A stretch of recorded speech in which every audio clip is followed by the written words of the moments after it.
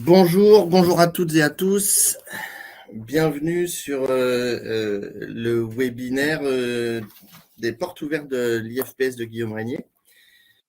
J'espère que tout le monde m'entend bien.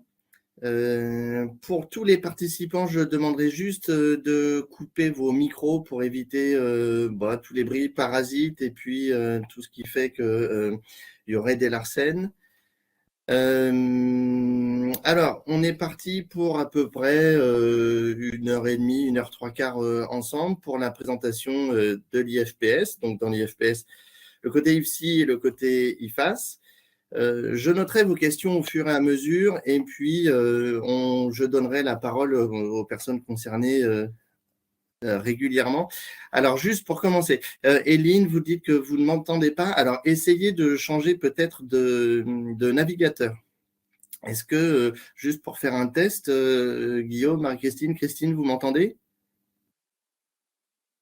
Bon, alors, en tout cas, en attendant qu'il se reconnecte, donc ce matin, le déroulé, on va vous parler de l'IFPS, donc de la section IFSI et de la section IFAS. On va faire un point sur tout ce qui est pédagogie sur l'IFSI. On va bien présenter notre institut. Pour cela, il y aura la présence des collègues formateurs, des étudiants, et puis de Madame Charrère, directrice de l'IFPS, de Monsieur Hamon, responsable pédagogique de l'IFSI, et de Madame Renon, responsable pédagogique de l'IFAS et coordinatrice des stages. Les questions, je vous l'ai dit, je les prendrai au fur et à mesure et je distribuerai un peu la parole et à la toute fin, on aura vraiment un temps d'échange où on continuera à répondre à vos questions. N'hésitez pas à écrire dans le petit carré qui vous permet de chatter avec nous et je vous rappelle juste de bien couper vos micros. Est-ce que c'est bon pour vous, Madame Charrère, Monsieur Hamon, Madame Renon? Est-ce que vous Oui, c'est vrai, on est paré, on t'entend Vincent, tout va bien. Ok, bon. Juste pour rappel, ce webinaire va être enregistré pour qu'il puisse être mis à disposition sur le site de l'IFPS afin que vous puissiez revenir si vous avez besoin ou même communiquer à des personnes qui n'auraient pas été présentes ce matin. La présentation des intervenants de ce matin a été faite. On va commencer par une petite vidéo qui présente les locaux. Le temps que je lance cette vidéo, Marie-Christine, je peux peut-être te laisser te présenter plus précisément et puis présenter les gens qui t'entourent. Oui, alors bonjour à tous et merci d'être là. Vous êtes déjà quasiment 75 personnes de connectées, c'est chouette. On va essayer de vous donner une vision la plus complète possible de l'Institut. Donc moi, je suis Marie-Christine, coordonnatrice des instituts de formation, infirmier et aide-soignante. Je suis accompagnée de Guillaume Hamon, bonjour, qui est le responsable pédagogique de l'IFSI, et de Christine Renon, qui est responsable pédagogique de l'IFAS. Bonjour à tous. Et puis, caché dans une autre salle que vous apercevez là au milieu, il y a une grande partie de l'équipe qui nous accompagne, et des étudiants et des élèves aides-soignants. Voilà pour toute notre présentation de ce matin. Vincent, je peux te laisser envoyer la vidéo de visite des locaux. Allez, je vous envoie ça. Je vous dis à tout à l'heure. L'Institut de formation Guillaume Régnier est situé en plein cœur de Rennes. Il se trouve au 15 rue du Bois-Perrin et est attenant à l'université de Rennes 1. Il accueille des formations aides-soignantes et infirmières qui sont financées par le Conseil régional de Bretagne. L'ARS Bretagne accompagne l'Institut dans son développement pédagogique. Il dépend du centre hospitalier Guillaume Régnier, qui est situé à quelques centaines de mètres de l'IFPS.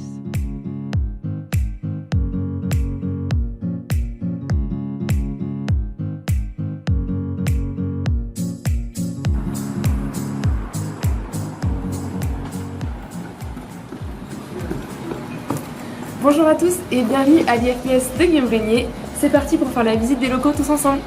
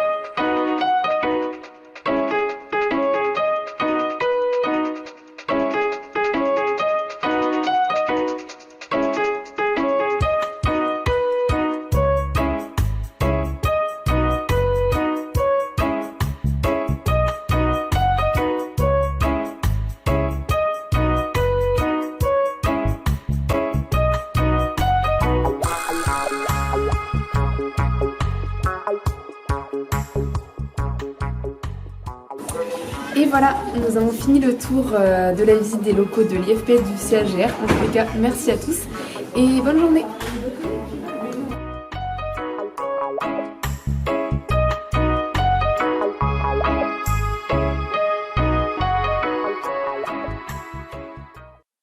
Alors, en attendant que le problème technique soit résolu, vous avez vu présentation de l'Institut qui se situe pas loin de l'hôpital Guillaume-Régnier, c'est-à-dire limite Rennes et Cesson, donc à l'est de Rennes, juste à côté de la plaine de Beau.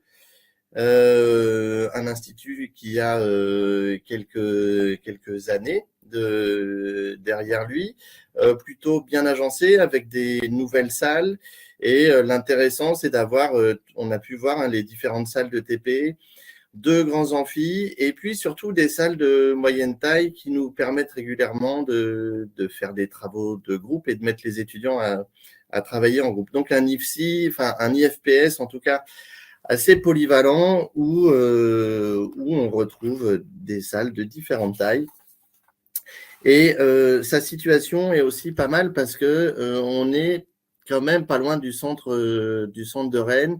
C'est assez bien desservi et le métro passe pas loin. Vous avez un métro qui est à peu près 5 minutes à pied et qui vous permet de bouger très rapidement sur les lieux de stage ou en tout cas de rejoindre rapidement le centre-ville de Rennes. On attend toujours qu'on puisse se reconnecter avec Madame Charrère, Madame Renon et Monsieur Hamon, peut-être donner la parole aux étudiants en attendant sur justement le l'IFSI et les locaux de l'IFSI. Est-ce que vous pourriez nous donner un avis général puis sa situation géographique?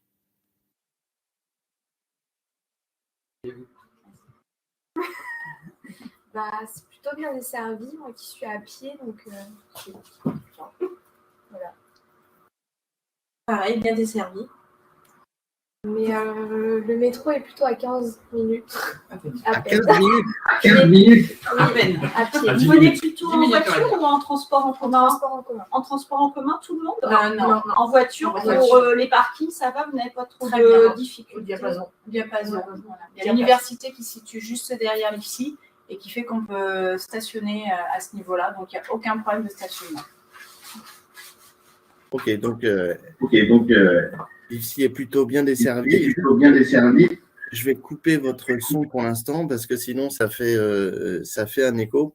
Donc l'IFSI est plutôt bien desservi, bien équipé pour le coup en matériel, et puis juste à côté du centre hospitalier Guillaume-Régnier, ce qui nous donne accès quand même à pas mal d'intervenants, pas mal de ressources professionnelles et aussi pas loin du CHU, hein, donc un IFSI en centre-ville qui nous permet d'être performant quand même.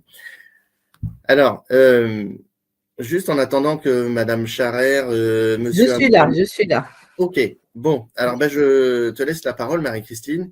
Ouais, j'arrive. Je te laisse enchaîner sur la présentation de l'Institut de formation. Oui, alors désolé pour ces petits problèmes techniques, mais ça vous montre aussi que, contrairement à ce que beaucoup de gens pensaient, non, ce n'est pas enregistré. On est en live ce matin et on subit les difficultés techniques. Donc, notre institut de formation, c'est aujourd'hui des promotions de 110 à 116 étudiants.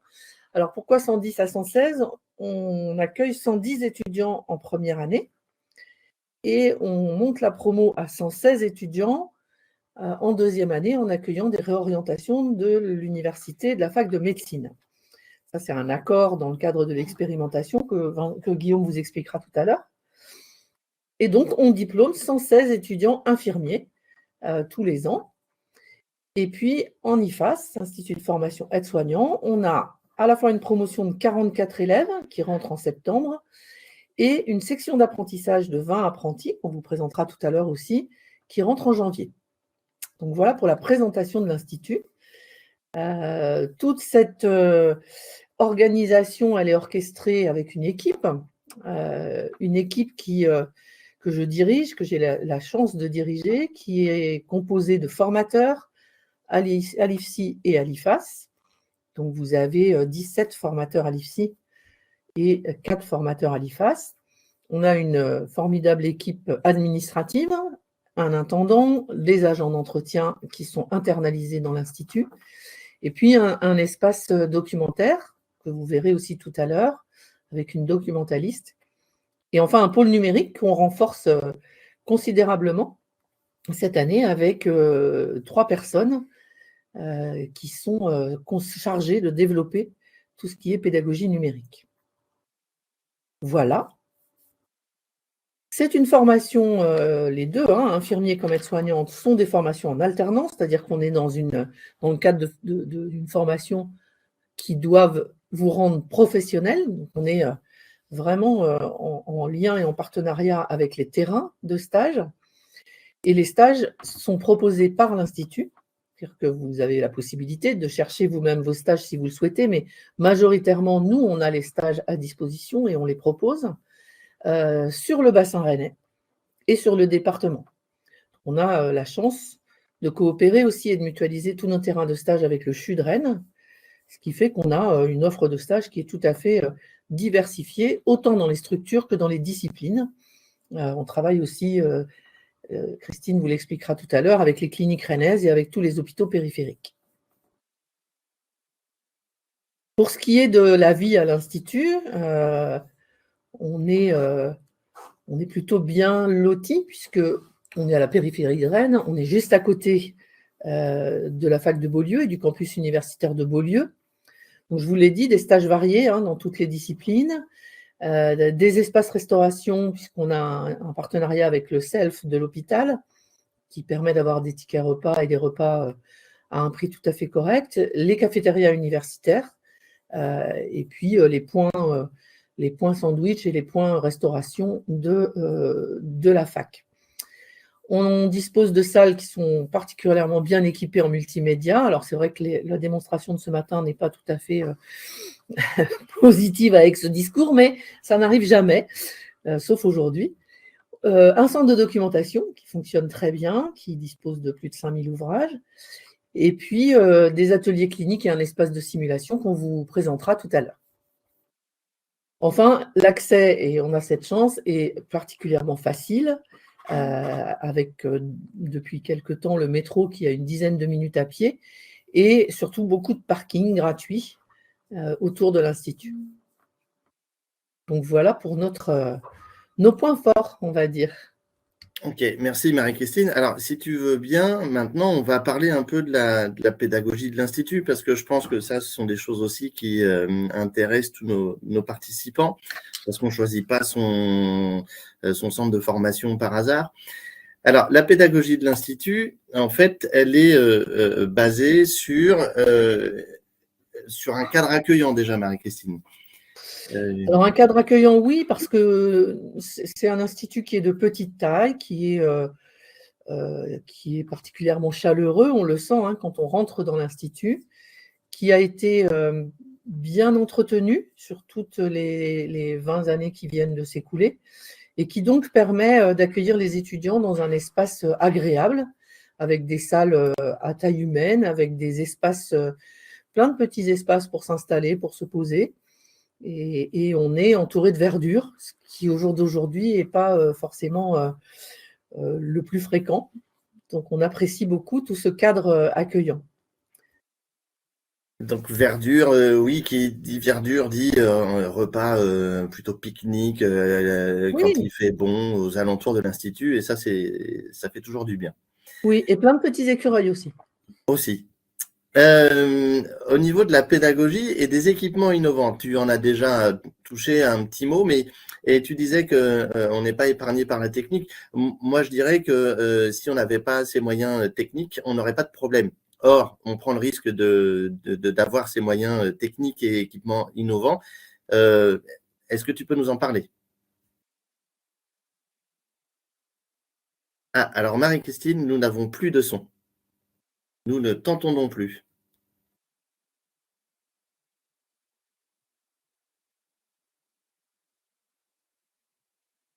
Allons-nous pouvoir résoudre le souci en direct?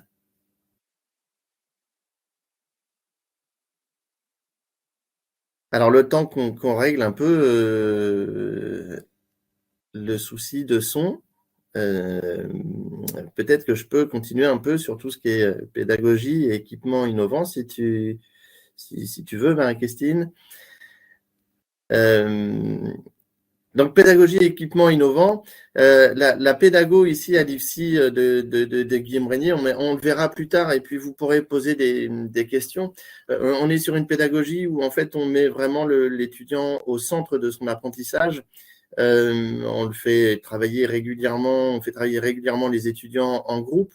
On les accompagne dans la construction de leur savoir. Ce qui les rend assez acteurs et dynamiques tout au long de leur formation. Et pour tout ça, on utilise des équipements. Alors, tout à l'heure, on parlait des salles. C'est vrai qu'avoir des salles de moyenne taille nous permet de mettre les étudiants à bosser en groupe. Ce qui est surtout important aussi, c'est que les travaux de chaque groupe servent aux autres étudiants. Ce qui crée une émulation. En tout cas, on aime à le croire.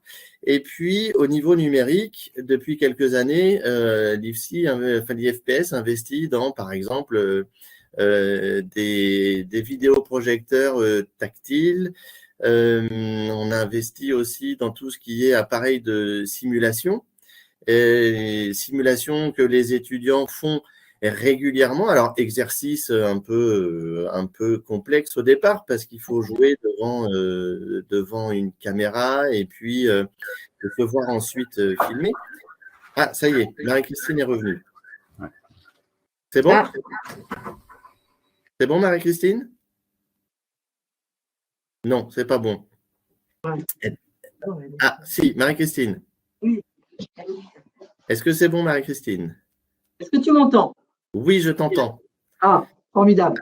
Alors, je venais de continuer un peu sur la pédagogie où j'expliquais qu'on mettait l'étudiant vraiment au centre de son apprentissage et que notre rôle de formateur était d'accompagner les étudiants dans la construction de leur apprentissage et que pour tout ça, on utilisait une pédagogie assez active et que tous les travaux de chaque groupe d'étudiants, par exemple, servaient au reste de la promotion. Et je commençais à enchaîner sur les moyens un peu plus numériques, comme certains vidéoprojecteurs qu'on a achetés, alors maintenant il y a quelques années, et puis surtout tous les outils de simulation. Donc je te laisse la parole pour la suite.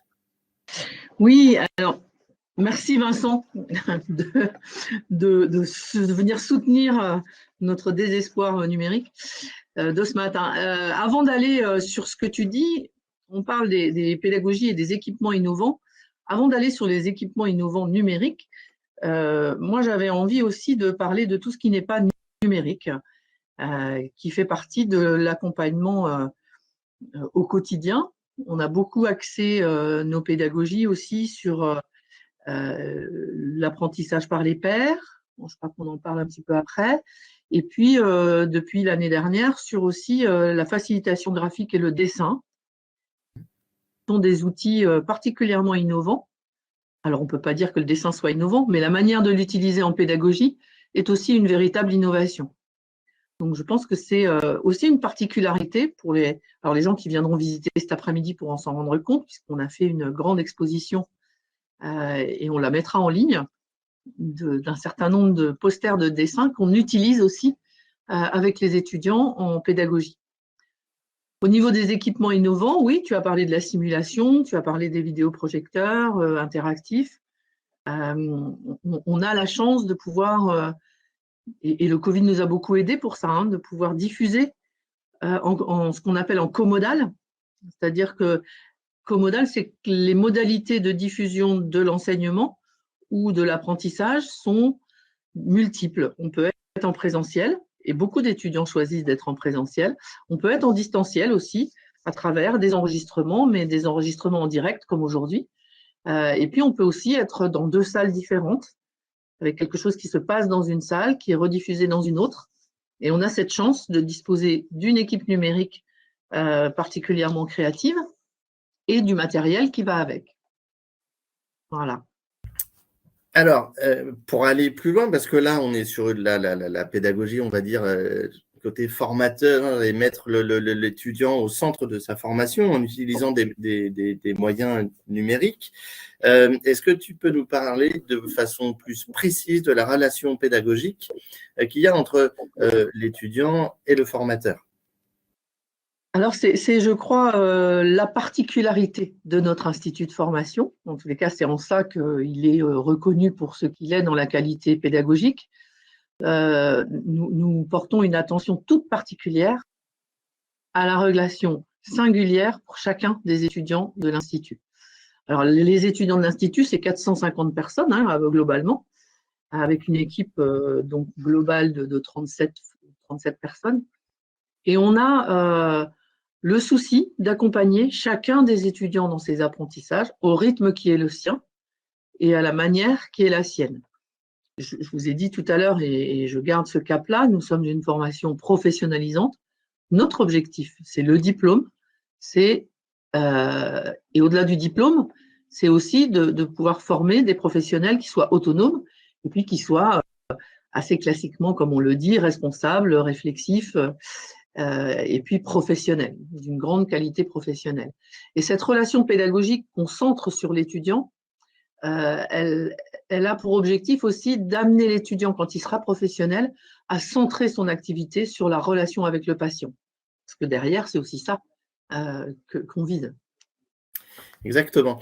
Et donc, le formateur, pour enchaîner sur le formateur, il a cette relation pédagogique de façon individuelle avec tous les étudiants qu'il suit pendant 3 ans du côté de l'IFSI et 11 mois, si je ne me trompe pas, du côté de l'IFAS.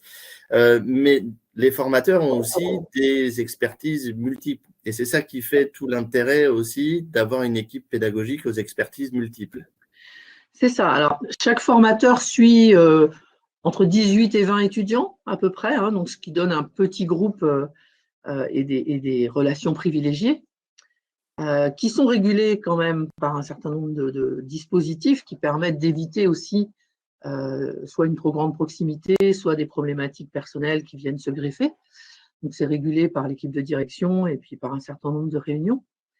Et l'équipe de formateurs, elle est composée de personnes qui ont vraiment des expertises très différentes. On peut avoir des formateurs plus particulièrement experts en santé mentale ou experts en réanimation ou experts en pédiatrie.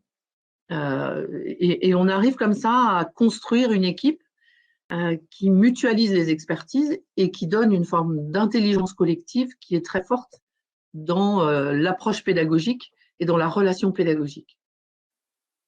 Et toutes ces expertises multiples, en fait, elles viennent du terrain et le lien est tout fait, en fait, avec le partenariat renforcé qu'on peut avoir avec les professionnels de santé sur le terrain, parce qu'on vient tous de terrains bien précis et notre réseau, les étudiants en profitent.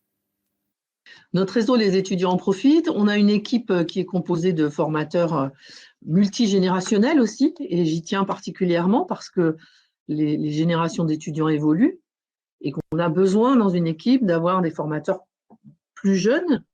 Ça ne veut pas dire moins expérimentés et moins compétents, au contraire, mais plus jeunes dans la profession, plus jeunes dans l'âge aussi, parce qu'ils sont plus proches des problématiques générationnelles des futurs infirmiers, des apprenants. Et ça permet d'éviter d'avoir une équipe, alors je vais prendre une image, mais une équipe de vieux formateurs qui connaissent plus grand-chose à la vie. C'est pas le cas chez nous parce que vraiment je tiens beaucoup à avoir une équipe multi-âge et ça permet justement de renforcer le partenariat avec les professionnels de santé sur le terrain. Chacun des formateurs de l'équipe est responsable d'un terrain de stage et référent de plusieurs terrains de stage et va rencontrer les professionnels de santé. Christine Renon, qui est avec moi là, est particulièrement chargée des stages et fait un énorme travail auprès des structures, ce qui nous permet d'avoir des partenariats privilégiés avec les équipes et de garantir un tutorat de qualité pour les étudiants. Alors, si tu le veux bien, Marie-Christine, parce que on parle des formateurs, on parle des étudiants, on parle des élèves, on en parle entre nous deux. Peut-être qu'on peut donner la parole aux collègues formateurs et aux étudiants infirmiers et AS qui nous regardent là, peut-être pour nous donner leur avis sur eux, comment ils ressentent leur apprentissage à l'IFPS. Dans les étudiants, comment vous ressentez votre vécu à l'IFPS, qui veut bien témoigner? Si vous voulez juste vous présenter, dire en quelle année vous êtes. Hein. Ouais, et puis vous rapprochez de la caméra, s'il vous plaît. Merci. Là, c'est bon, là, je crois. Parfait, Marie. Bonjour, je suis Marie, étudiante infirmière en 2e année. Moi, je suis totalement d'accord avec tout ce qu'a dit, tout ce qu'ont dit Vincent et Madame Clara. Je pense que c'est pareil pour les autres étudiants qui sont là. On la... Voilà. C'est bon. On ressent particulièrement cette proximité dans l'IFSI, mais toujours en bienveillance. C'est vraiment un atout. C'est pour ça qu'on est venu et c'est effectivement ce qu'on retrouve. Ok, merci Marie pour ce témoignage. Est-ce que d'autres voudraient faire part un peu de leur ressenti? Peut-être des collègues AS ou les collègues formateurs aussi peuvent prendre la parole. Bonjour, moi c'est Sophie, donc je suis étudiante infirmière en 1re année. Effectivement, moi c'est une reconversion professionnelle. Et quand on a quitté aussi les bancs de classe pendant des années et reprendre le système, le circuit étudiant, eh bien effectivement, il y a un réel accompagnement de toute l'IFSI, que ce soit effectivement venant de nos formateurs, venant des gens administratifs. Donc voilà, on est vraiment accompagnés, guidés et soutenu. Voilà. Bon, en tout cas, ça fait du bien de l'entendre. Alors maintenant, pour les collègues élèves et soignants, du coup, moi, niveau communication, au niveau des formateurs, je trouve ça super génial. On a une très bonne approche, surtout un bon suivi. Là, moi, je suis actuellement en stage en chir cardiologie et vasculaire. Donc, j'ai ma formatrice qui est venue. Même au niveau des difficultés par rapport au stage ou autre, on est vraiment bien suivi. Même, on peut les communiquer par mail. Donc, on a un très bon suivi, je trouve, au niveau formateur et administratif. Voilà. Eh ben, merci pour tous ces témoignages. Si on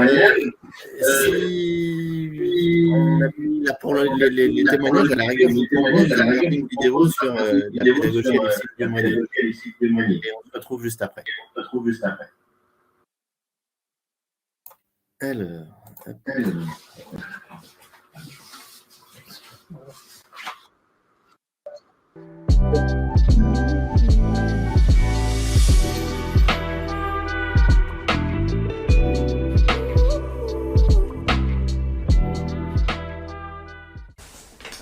bonjour. La simulation est un outil pédagogique utilisé très régulièrement à l'IFPS. Son utilisation se fait dans un milieu sécurisant et sécurisé. Elle bénéficie autant aux acteurs qu'aux observateurs. Elle nous permet de percevoir comment les apprenants construisent leurs connaissances, leurs actions, leurs pratiques. Ceci nous permet donc d'accompagner au plus près les élèves et les étudiants dans leurs pratiques professionnelles de tous les jours. Ces séquences, au départ un peu redoutées, sont de plus en plus plébiscitées tout au long de la formation. Concernant l'intervention des étudiants de soins infirmiers, ils sont intervenus sur le thème du tabac. Donc ça, c'est un thème qu'on avait choisi avec l'équipe éducative pour pouvoir sensibiliser les jeunes aux risques du tabac, les informer aussi. Et les étudiants, du coup, ont créé des ateliers de façon ludique pour aborder ce thème. Donc ils ont créé entre autres un escape game pour parler des risques du tabac.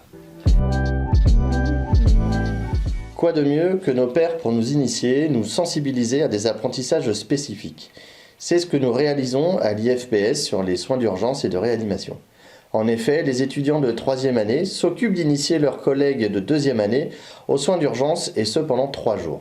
Double objectif, préparer les 3e années à leur dernier stage et initier les 2e années à l'unité d'enseignement sur les soins d'urgence et de réanimation.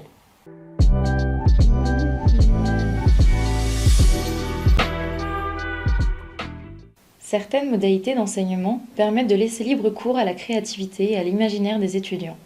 Savoir illustrer les concepts soignants, les dimensions émotionnelles de services tels que les soins palliatifs ou encore leur projection dans leur future profession sont autant d'opportunités à la création. La dynamique des équipes pédagogiques soutenues par la direction de l'Institut met tout en œuvre pour créer un espace d'échange et d'expression pour les étudiants et les élèves. Ainsi, depuis plusieurs semestres, de nombreuses œuvres ont vu le jour. La mise à disposition d'outils, associés à l'environnement de l'Institut et l'implication des formateurs, favorise l'émergence de travaux créatifs au travers de l'appropriation des postures professionnelles.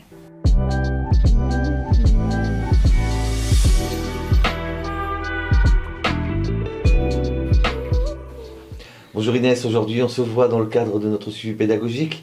Donc vous sortez de votre stage S3. Donc voilà, est-ce que vous pouvez me dire un peu...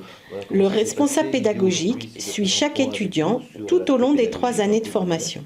Bonjour Rafik, moi là je sors de mon stage S3 que j'ai fait du coup en réadaptation. Il planifie avec l'étudiant des temps de rencontre individuels pour évoquer le parcours à l'Institut, en stage et le vécu global de la formation. Je vais au stage S4-2, je vais au Cambodge. Tout à fait. Du coup avec une camarade de promotion.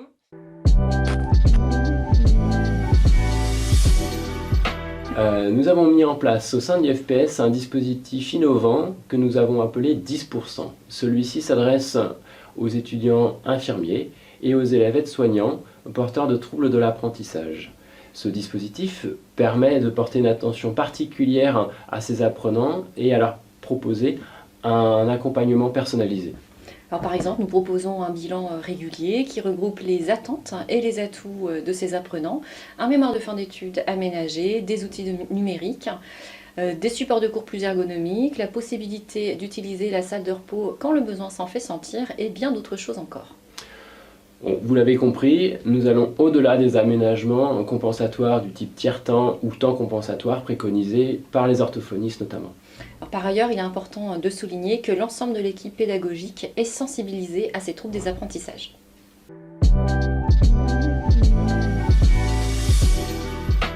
Dans les formations infirmières et aides-soignantes, les stages ont une grande importance puisqu'ils représentent presque la moitié de la formation et la moitié de votre diplôme aussi, dans la mesure où les évaluations de compétences comptent tout autant que les notes théoriques pour la diplomation. C'est pourquoi nous sommes particulièrement attentifs à construire pour vous des parcours de stage qui soient professionnalisants, attractifs et qui vous permettent aussi de construire au mieux votre projet professionnel en fonction des secteurs vers lesquels vous ambitionnez de travailler par la suite. Nous sommes adossés à l'hôpital Guillaume Régnier, l'hôpital de santé mentale. Nous avons aussi de nombreux partenariats avec tous les secteurs de santé et médico-sociaux du département, que ce soit le CHU de Rennes, les différentes cliniques, les EHPAD, les foyers de vie, les centres de soins et aussi depuis peu les maisons de santé. Tout au long de votre stage, de vos stages, vous serez accompagné par les professionnels de terrain, les tuteurs de stage, mais aussi vos formateurs, puisque les formateurs se déplacent sur les lieux de stage pour accompagner votre progression.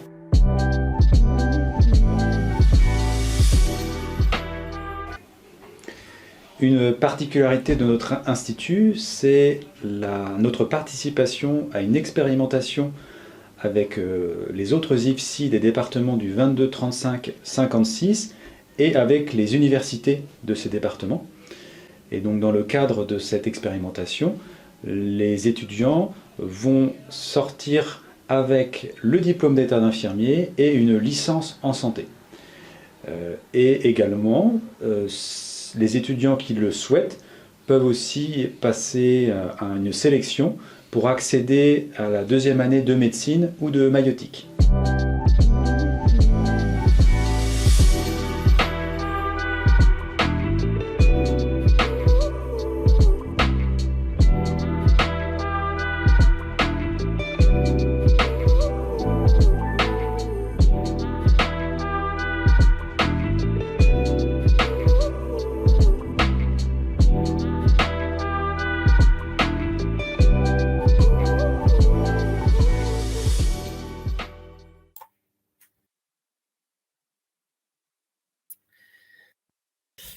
Donc voilà une vidéo qui résume la pédagogie à l'Institut de formation des professions en santé de Guillaume Régnier. Maintenant, on va faire peut-être un focus sur l'organisation de l'Institut de formation en soins infirmiers et ensuite nous passerons à l'Institut de formation des aides-soignants. Pour cela, Guillaume, je te laisse la parole pour pouvoir nous présenter l'IFSI et toutes ses composantes. Alors, donc, je vais vous présenter dans les grandes lignes le métier d'infirmier et la formation. Donc, tout d'abord, oui, ce qu'il faut bien comprendre, c'est que le métier d'infirmier offre une multitude de possibilités de lieux d'exercice. Alors, on pense un peu facilement à l'hôpital, mais pas que. En fait, il y a énormément aussi de possibilités d'exercice à l'extérieur de l'hôpital, notamment médico-social, à domicile, en milieu scolaire. Voilà, donc c'est vraiment cette possibilité d'exercer dans divers endroits qui fait aussi la richesse de ce métier. C'est aussi une profession qui est en constante évolution parce que voilà, la réglementation change et donc dans les années à venir, en tout cas c'est ce qui se profile, les infirmiers auront de plus en plus de responsabilités et aussi pourront faire de nouveaux soins. Et en tout cas c'est vers ça que l'on va. Être aussi infirmier, c'est travailler avec une multitude de professionnels. On est vraiment dans quelque chose, dans l'interprofessionnalité. Alors évidemment, c'est l'aide-soignant, les aides-soignants qui sont les collaborateurs vraiment de proximité, les médecins, mais pas que. Il y a aussi tout ce qui est diététicien, kiné, voilà, toute une multitude de professionnels avec lesquels l'infirmier va collaborer. L'infirmier, bien sûr, mobilise des compétences techniques et comme l'a rappelé tout à l'heure Marie-Christine, aussi des compétences relationnelles. Et ça, c'est quelque chose auquel on est très attaché au sein de l'Institut. Voilà, ça ne se limite pas aux soins techniques, mais la relation à l'autre fait aussi partie du métier. 3 ans de formation, voilà, théorique et pratique, puisqu'on est sur, je vais le redire tout à l'heure, sur une alternance entre cours à l'Institut et stage. Voilà. Et donc depuis aussi cette année, le partenariat avec l'université s'est renforcé. Je vais en reparler tout à l'heure. Alors, merci Guillaume pour cette présentation. Je te laisse parler maintenant, si tu veux bien, de la sélection pour 2023. Donc pour 2023, pour cette future rentrée, donc en première année, il y a donc 80 places qui seront réservées pour les candidats via Parcoursup, 23 places pour les candidats qui souhaitent passer le concours de la formation professionnelle continue, et nous accueillerons aussi 7 étudiants qui ont souhaité reporter leur rentrée donc à 2023. Donc en 2022, nous avons eu un taux de réussite de 98% au diplôme d'état d'infirmier.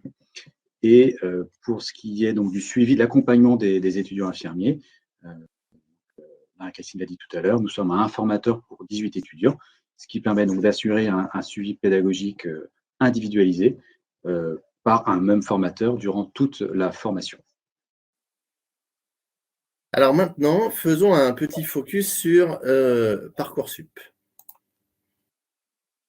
Donc Parcoursup, pour ceux qui souhaitent prendre cette voie-là pour entrer dans notre institut, donc le calendrier est donc celui qui vous est présenté. Donc depuis le 18 janvier, vous avez la possibilité de formuler vos vœux. Et donc jusqu'au 9 mars, c'est la date vraiment à retenir, puisque c'est le dernier jour pour formuler vos vœux. Vous pouvez finaliser votre dossier jusqu'au 6 avril. Et à partir du 1er juin, vous allez recevoir les réponses. Et surtout, ça va être à vous de décider où est-ce que vous souhaitez faire votre rentrée. Voilà pour le calendrier Parcoursup. Passons à la sélection formation professionnelle continue, la sélection des professionnels qui viennent en reconversion. Donc, c'est ça, les professionnels qui peuvent justifier de 3 ans de cotisation peuvent aussi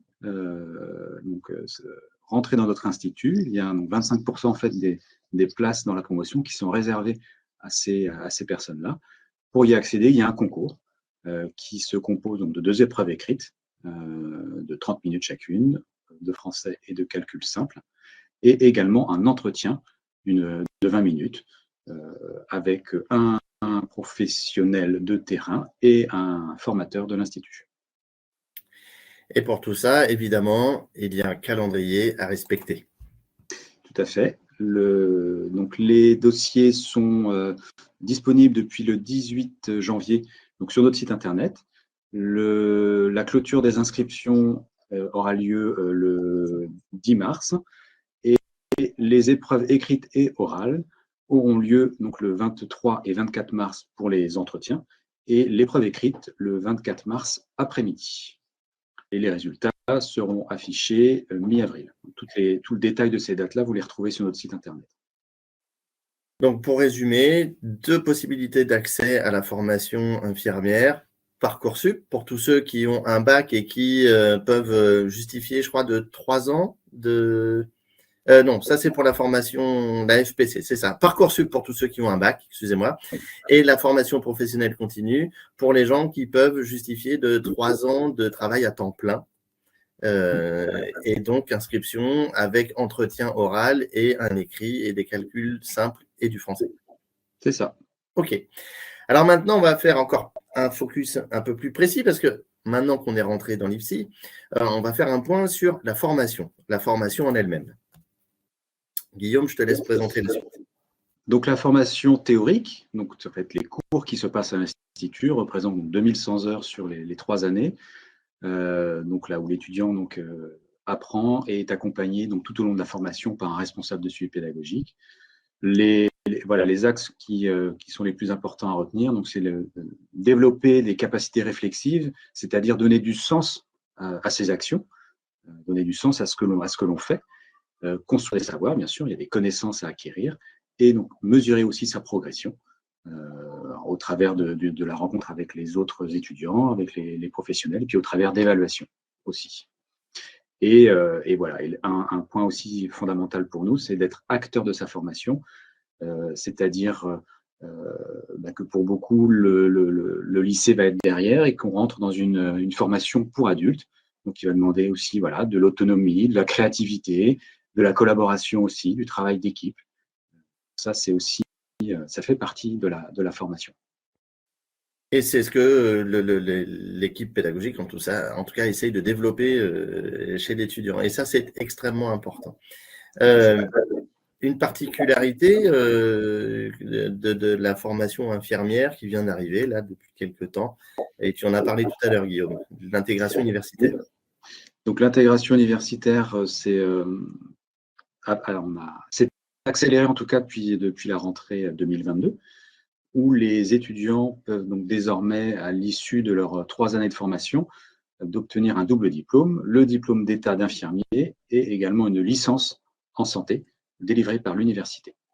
L'autre particularité, c'est la possibilité de passerelle pour des étudiants infirmiers qui souhaiteraient accéder à une 2e année de médecine ou de maïeutique, donc de passer une sélection pour y arriver. Et inversement, des étudiants qui auraient fait une 1re année de médecine peuvent arriver chez nous aussi en cours de 1re année ou en 2e année.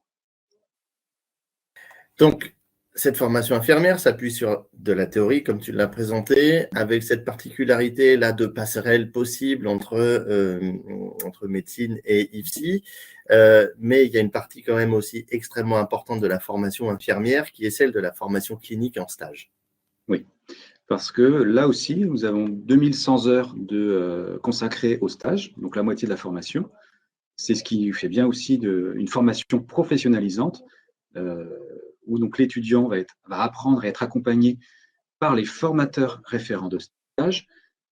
C'est ce qu'a dit tout à l'heure Mme Marie-Christine, on est très attaché à ça, c'est aussi ce qui fait notre particularité. Chaque formateur a donc des terrains de stage en référence, et donc va aller voir les étudiants sur le terrain de stage pour les accompagner aussi dans leur professionnalisation. Tout ça en collaboration avec les tuteurs et les référents de proximité des terrains de stage. Donc, au travers des stages, eh bien, les étudiants vont pouvoir développer leur identité professionnelle parce que être infirmier, c'est aussi une culture, un vocabulaire. Et tout ça aussi, ça s'apprend durant les stages. Construire ses compétences, c'est-à-dire être capable d'agir en situation de la manière la plus adaptée possible. Et aussi mesurer sa progression au travers des échanges aussi avec les professionnels, avec le formateur, et au travers aussi d'un outil qu'on appelle le portfolio, qui permet aussi de monter en compétences au cours des 3 années de formation. Et là aussi, bien entendu, on attend des étudiants d'être acteurs de leur formation, donc d'être proactifs, curieux en stage, d'être des adultes, encore une fois de plus, en formation. Et donc, tout ça, en fait, sert à une finalité bien précise, celle qui est d'accompagner les étudiants en DE. Je te laisse la suite, Guillaume. Donc, pour accompagner les étudiants au diplôme d'État, eh bien, au terme des 3 années, il faut que l'étudiant ait acquis les 10 compétences qui sont réparties au travers de 9 domaines d'activité du référentiel métier.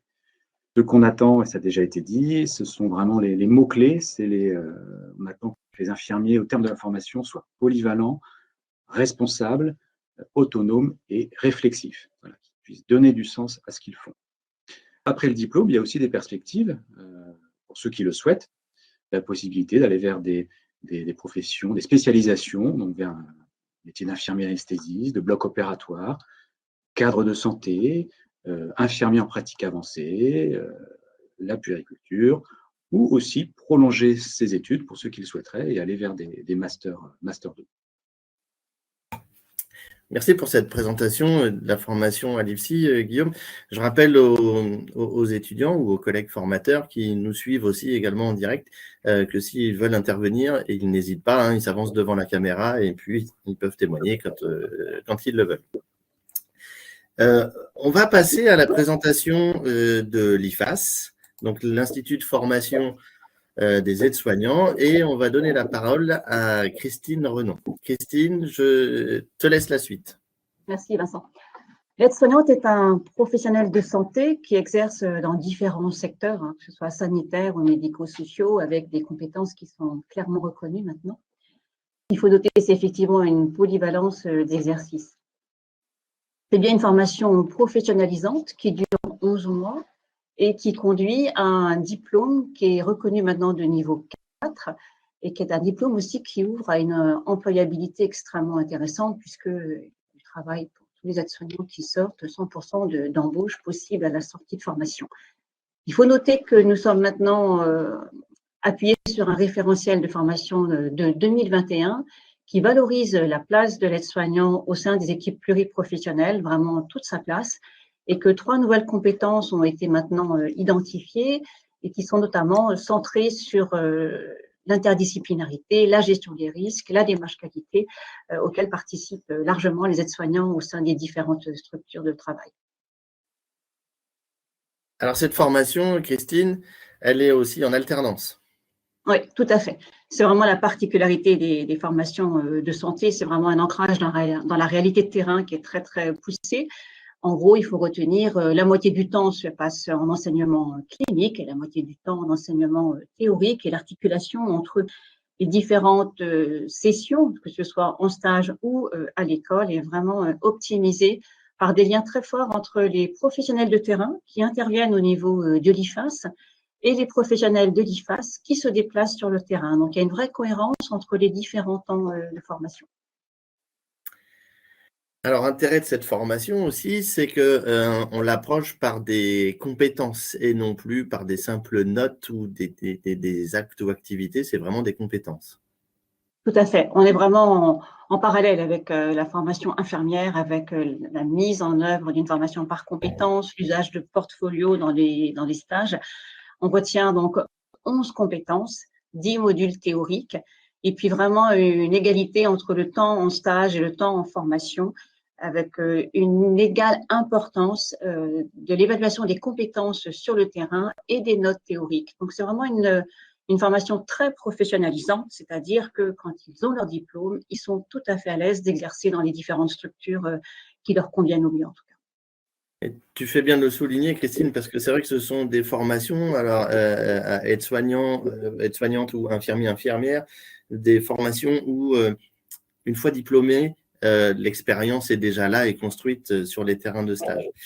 Alors, la finalité de cette formation, Christine?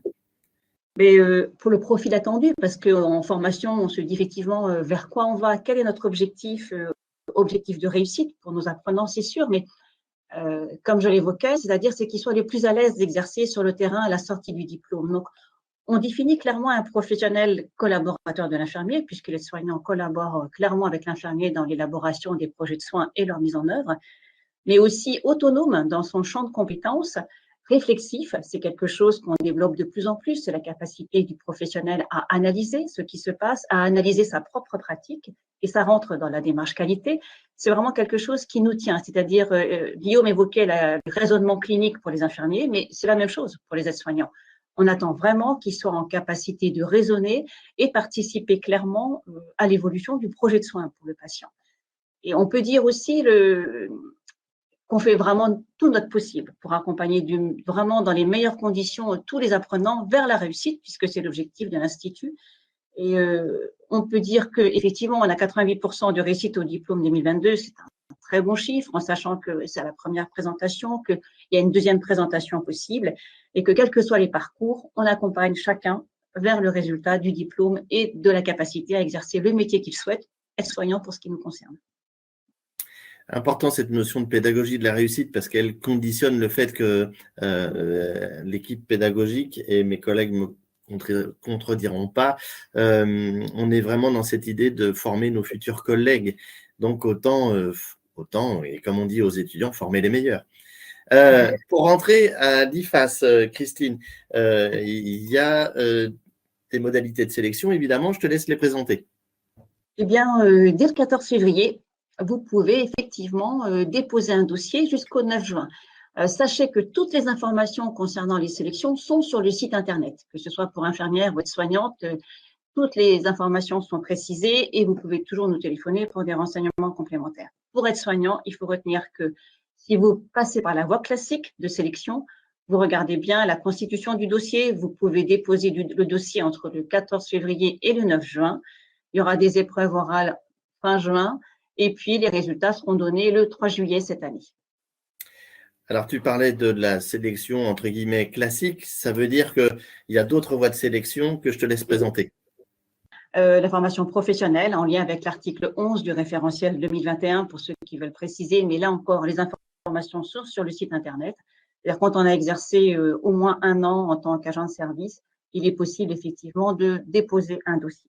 Et puis surtout, la voie de l'apprentissage. On est très heureux de collaborer avec le CFA et de maintenant accueillir depuis le mois de janvier une formation par apprentissage pour la formation aide-soignante de 20 apprentis qui ont démarré le 9 janvier dernier. Et donc, c'est la même formation exactement, sauf qu'elle se déploie sur 18 mois avec des périodes chez l'employeur au lieu de 11 mois. Et la grande particularité de l'apprentissage, mais on est là aussi pour répondre à vos questions toute la journée après le web, c'est que ce sont des salariés. En fait, ce sont des étudiants du métier, aides-soignants, ils sont salariés de l'employeur et ils viennent se former à la formation aide-soignante. C'est le même diplôme au résultat, sauf qu'on est sur 18 mois avec une alternance chez l'employeur. Merci pour cette présentation précise et concise, Christine.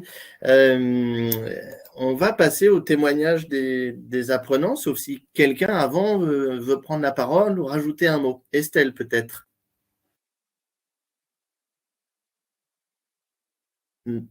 Alors Estelle, si tu veux rajouter un mot, ou des étudiants ou élèves. Peut-être les étudiants, je venais allumer le micro pour les étudiants. Ils vont peut-être nous apporter leur témoignage au sujet de la formation. Je sais pas si un témoignage en direct des étudiants qui sont là aujourd'hui et puis qui pourraient un peu parler ou reprendre ce qu'on a dit là sur la présentation des IFSI, la formation, l'alternance, l'importance des stages, mais l'importance de la théorie aussi et des échanges constructifs entre étudiants, etc. Oui, donc Valérie va nous apporter son témoignage, vous pouvez approcher. Alors Valérie, approchez-vous, on vous voit et puis qu'on puisse bien vous entendre. Oui, donc moi c'est Valérie, donc je suis faisant fonction aide-soignante. Oui, c'est ça. SH qualifié faisant fonction aide-soignante. Donc je suis à l'USLD et en tant qu'auxiliaire de vie, enfin faisant fonction, et j'ai voulu donc approfondir mes connaissances dans les soins,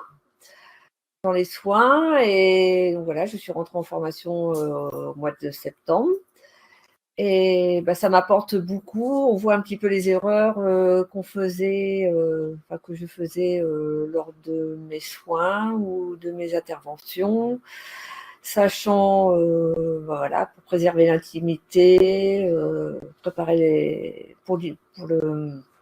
Je vais pas y arriver. Tout ce qui concerne l'hygiène, voilà. Donc là, actuellement, je suis en stage. Donc, ça m'apporte beaucoup de remise en question par rapport à ce que je faisais auparavant. Donc, voilà. Peut-être, Valérie, est-ce que vous pouvez nous dire ce que vous appréciez particulièrement dans la formation ou quand vous êtes ici en période de formation à l'école? Qu'est-ce que vous avez particulièrement apprécié dans ces maintenant 5 mois que vous êtes déjà en formation aide-soignante?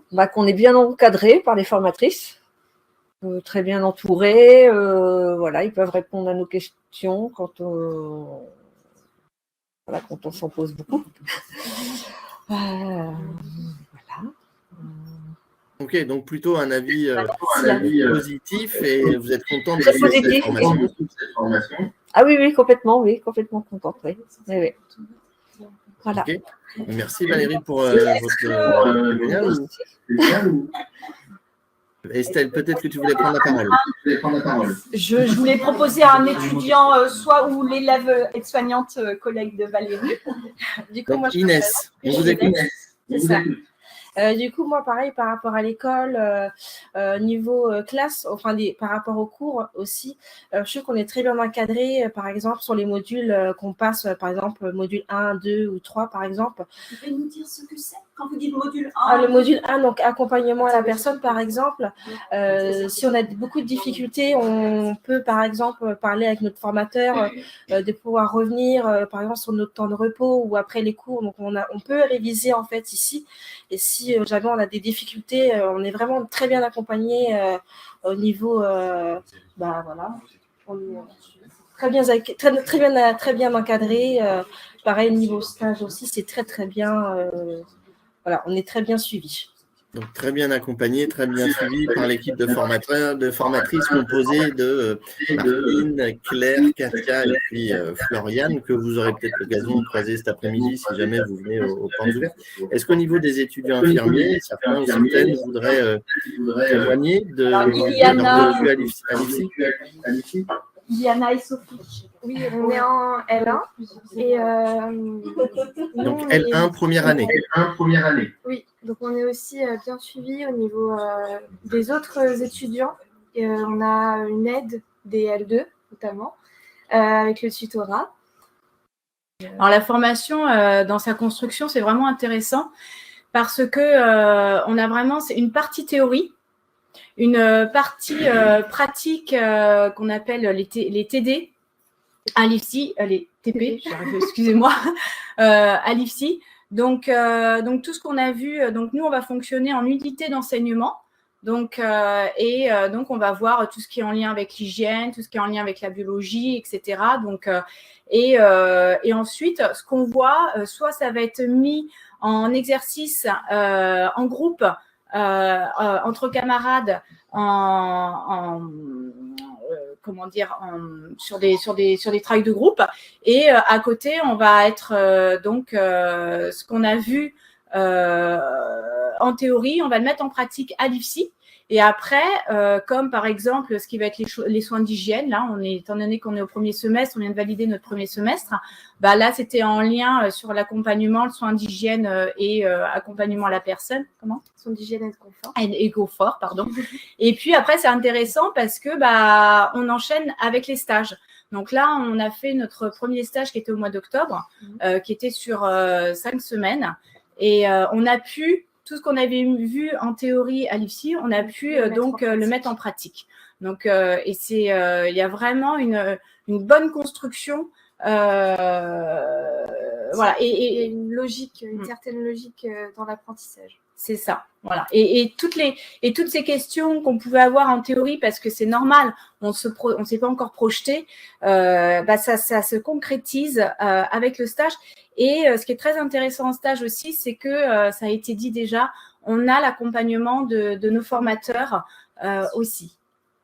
Alors oui, accompagnement des formateurs. Accompagnement, un stage, par exemple, comment ça s'est concrétisé? Moi, j'étais en cardiologie à Pontchaillou et donc j'ai eu une visite d'un formateur qui m'a posé des questions, comment je me sentais dans le stage, si j'avais atteint des objectifs, et puis voilà. Et puis si j'avais un problème, et si même d'autres étudiants ont des problèmes, on peut envoyer des mails à nos formateurs et ils sont très accessibles rapidement. Ok, merci pour ce témoignage. On voit bien que la formation elle est basée sur tout ce qui est théorie et pratique, mais aussi, on pourrait dire, une triangulation entre l'IFSI, les terrains de stage et les étudiants. Il y a une question de Clotilde qui demande si c'est possible de faire des stages à l'étranger. Je vais laisser Marie-Christine répondre à cette question. Oui, Clotilde, bien sûr que c'est possible de faire des stages à l'étranger. On a cette année 3 groupes qui partent, on a 2 groupes qui partent au Vietnam, un groupe qui part au Cambodge. Ça se fait sous ma responsabilité toujours, hein, forcément. Et donc, on essaye d'être le plus vigilant possible sur tout ce qui est de votre sécurité quand il y a des départs à l'étranger.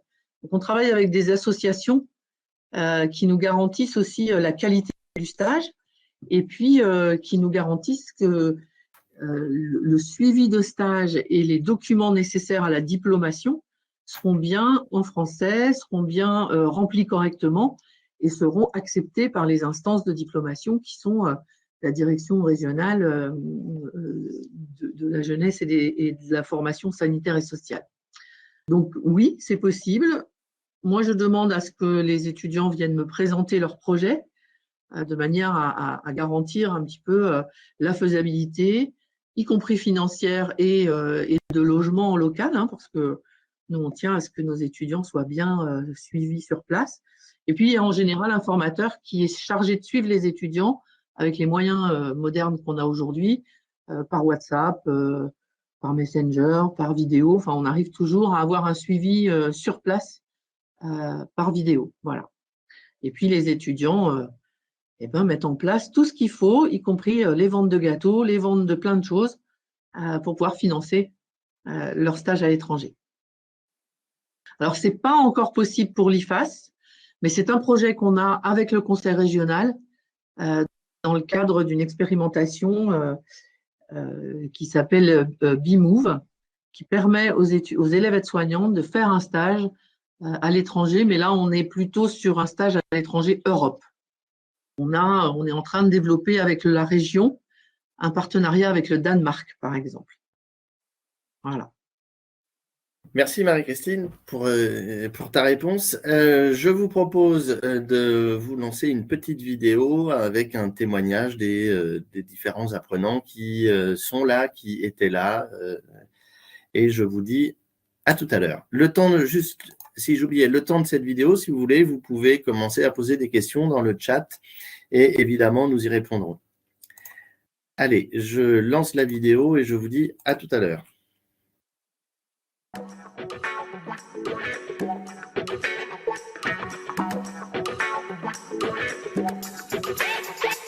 Pourquoi le stagiaire? Parce que du coup c'est un des 2 instituts de formation infirmière de Rennes et que sur les conseils pareil de proches, je voulais privilégier tout ce qui était plus accompagnement par les formateurs et par en fait un vrai suivi pédagogique, ce que propose le CHGR et au vu de mon parcours aujourd'hui, je le regrette absolument pas et j'en suis très content d'en arriver là.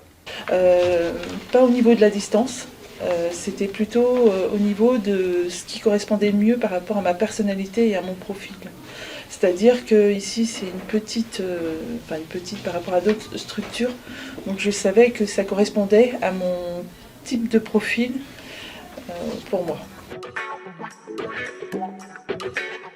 Comment je me sens? Je me sens très bien, j'étais très bien accueillie. C'est vrai que au départ je connaissais personne. Donc du coup j'ai dû me faire des connaissances et tout ça, ça s'est très bien passé et les formateurs sont aussi très accueillants, très à l'écoute, Donc je me sens bien, je suis bien à l'aise dans cette école. Là, à l'heure actuelle, je me sens bien parce que autour de moi, il y a les jeunes étudiants qui aussi m'aident dans mes interrogations. Il y a aussi le côté les formateurs, enfin tout un ensemble d'équipes qui sont des vecteurs par leur savoir-être et leur savoir-faire, qui ont une telle bienveillance que on a envie d'être dans la réussite. Au niveau des associations, en fait, on a un bureau des étudiants à Guillaume-Régnier, enfin l'IFPS de Guillaume-Régnier pour les aides-soignants et les infirmiers, qui aide pas mal à la cohésion entre les étudiants, qui peut apporter aussi beaucoup de ressources pour eux, que ce soit au niveau des cours avec le tutorat, que ce soit au niveau des ressources financières, de l'orientation, ce genre de choses. Il y a pas mal, c'est assez complet et du coup, en plus de l'Institut de formation qui propose un réel suivi, c'est vraiment complémentaire, que ce soit scolaire ou extrascolaire. Donc on a vraiment beaucoup de chance, en plus des associations sur les stages à l'étranger, ça fait un beau petit monde à l'Institut. Alors, il y a 4 typologies de stages. Donc, il y a santé mentale et psychiatrie. On a aussi les soins de courte durée. Donc là, c'est l'hôpital. Donc, tous les soins à l'hôpital en général. Donc, la chirurgie, la médecine, etc. Ensuite, il y a le troisième, c'est SSR. Donc, c'est la réadaptation. Et on a aussi le dernier, c'est USLD. Donc, c'est unité de soins de longue durée et lieu de vie. Alors, au niveau des stages, ce que j'ai aimé par rapport à ici, c'est qu'ils offrent un panel assez grand, c'est pas fermé. J'ai fait mon premier stage dans une clinique qui était vraiment extraordinaire. C'était le premier stage pour une référence de l'école. Donc non, très bien, très très bien. Et au niveau du service sanitaire, c'est aussi un petit peu différent. C'est une autre sorte de stage qui est plutôt un projet qui est mené en groupe et en fonction de différents lieux. C'est aussi très intéressant. Donc là, on n'a pas encore fini, mais j'ai hâte de vous redire ce que ça donnera à la fin.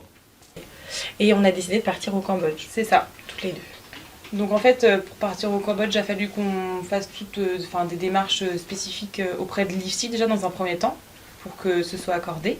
Donc c'est tout un dossier où on développe nos motivations, notre expérience, pourquoi on veut faire ça, pourquoi on a l'envie de découvrir un milieu de santé différent de celui en Occident, par exemple. Alors moi, bilan sur les 3 ans, je dirais que ça passe très vite déjà. Ça passe vraiment vite, donc faut pas hésiter à apprendre tout ce qu'on a à apprendre tant qu'on est en formation pour après être plus armé pour la suite. Toi, qu'est-ce que tu dirais? Et oui, enfin vraiment, moi ce que je retiens de ces 3 ans, c'est pareil. C'est le temps qui passe à une allure. Au début, où on arrive en première année, on se dit oh là là, 3 ans ça va être long. Et au final, tout passe très vite. Donc voilà, il faut vraiment profiter de chaque instant. Enfin, moi, à chaque fois qu'on me demande comment ça se passe à Guillaume-Régnier, enfin comment à l'IFSI, je leur réponds qu'on est chouchoutés, parce que c'est vraiment ce que je pense. Ouais. On est comme dans un petit cocon. On le referait 1000 fois, 100 fois. Même si c'est dur à certains moments, on va pas dire non plus que tout est rose. Hein. Avant les partiels, forcément, il y a un peu de stress. Là, on est en pleine période du mémoire. Pareil, hein, ce n'est pas rose tous les jours, mais bon, il faut relativiser et tout va bien se passer. Puis il y a une bonne ambiance dans la promo, donc ça aide aussi. Oui, on peut soutenir les uns les autres. Des soirées d'organiser et tout, ça aide. Donc voilà, dernier conseil, tout va bien se passer.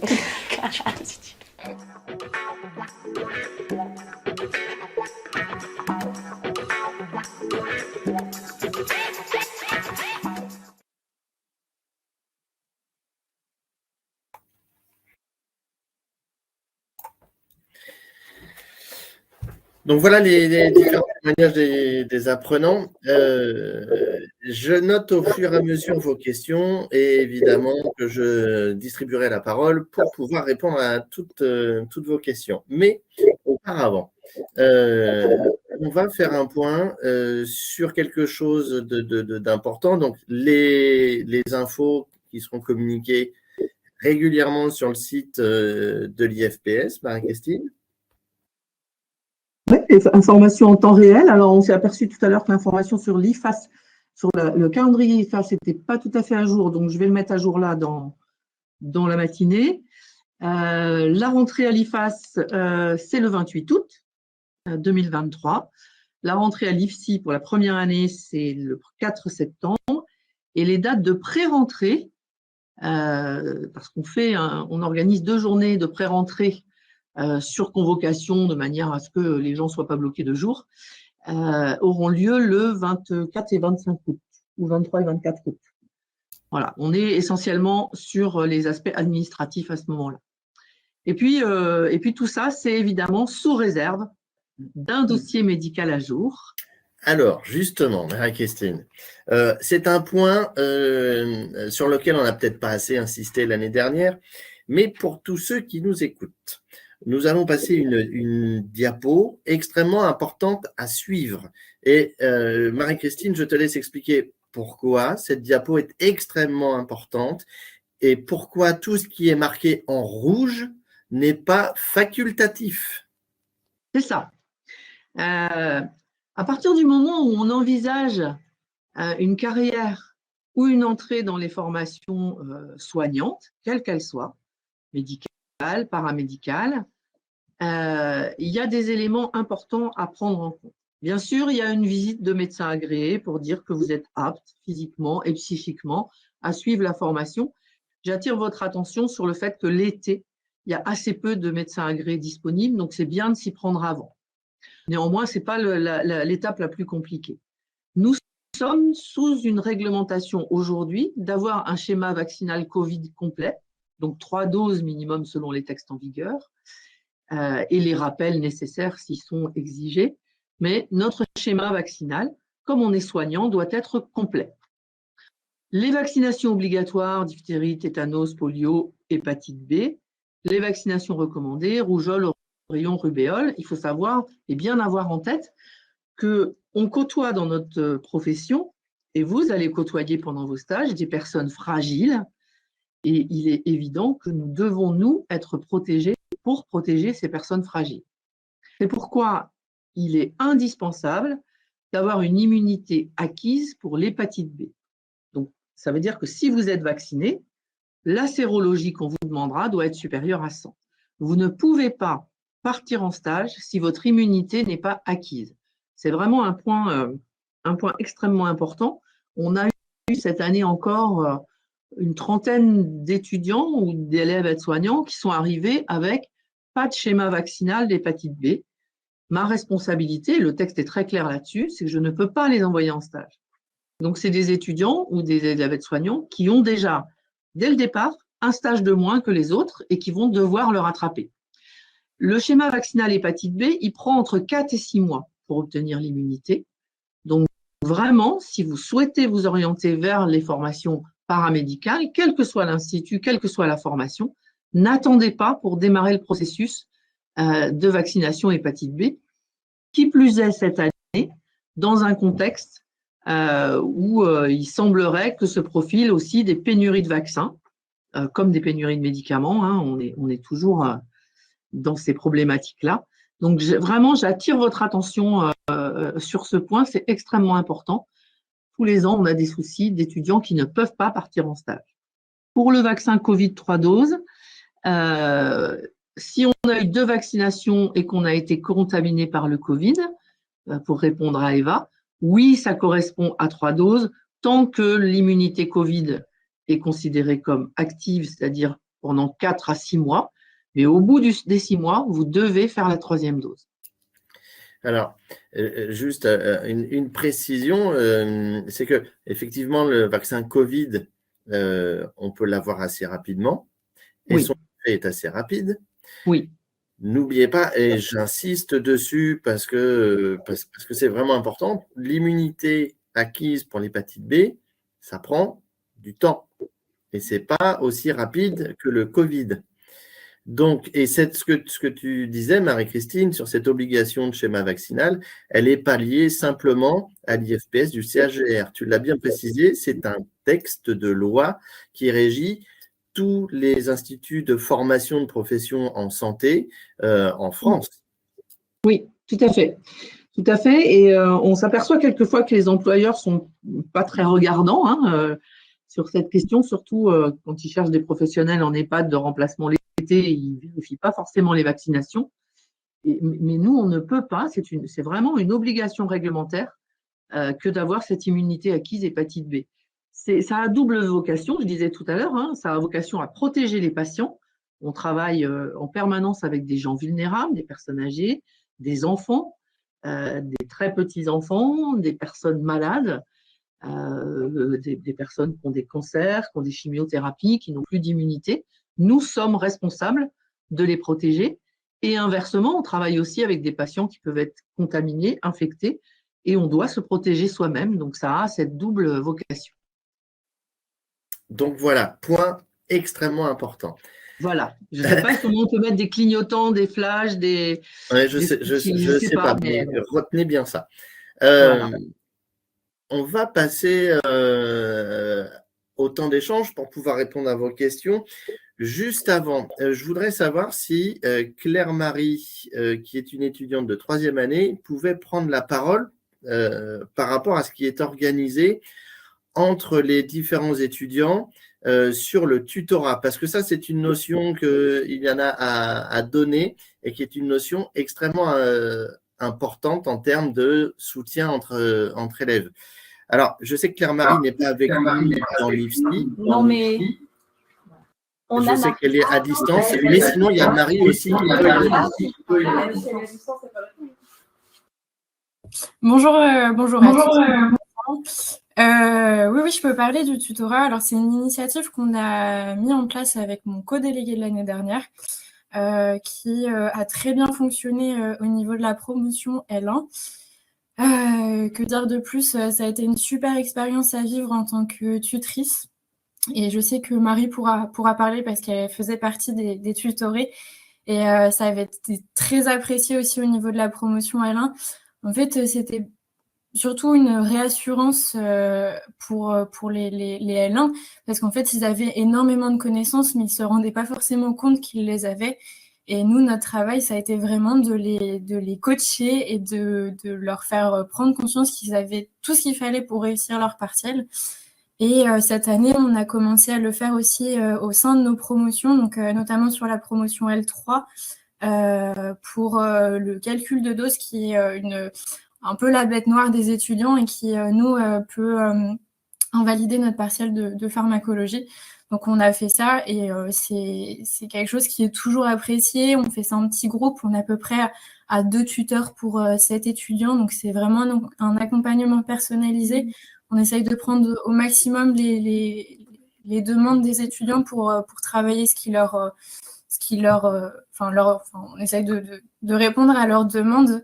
Et je sais que ça plaît toujours autant. Là, j'ai passé la main. Je suis plus vice-présidente du tutorat, mais j'ai toujours un coup d'œil sur ce qui se fait et je sais que les retours sont toujours très bons et que c'est aussi des demandes au niveau des étudiants. Alors, je ne sais pas au niveau de la promotion aide-soignante si on voulait essayer de mettre ça en place, mais au niveau des emplois du temps, c'est très compliqué. Donc, voilà, c'est un projet qui va continuer d'évoluer parce qu'il est encore récent et on espère que ça va continuer dans ce sens-là, qu'il va y avoir toujours autant d'étudiants moteurs et en tant que tuteur.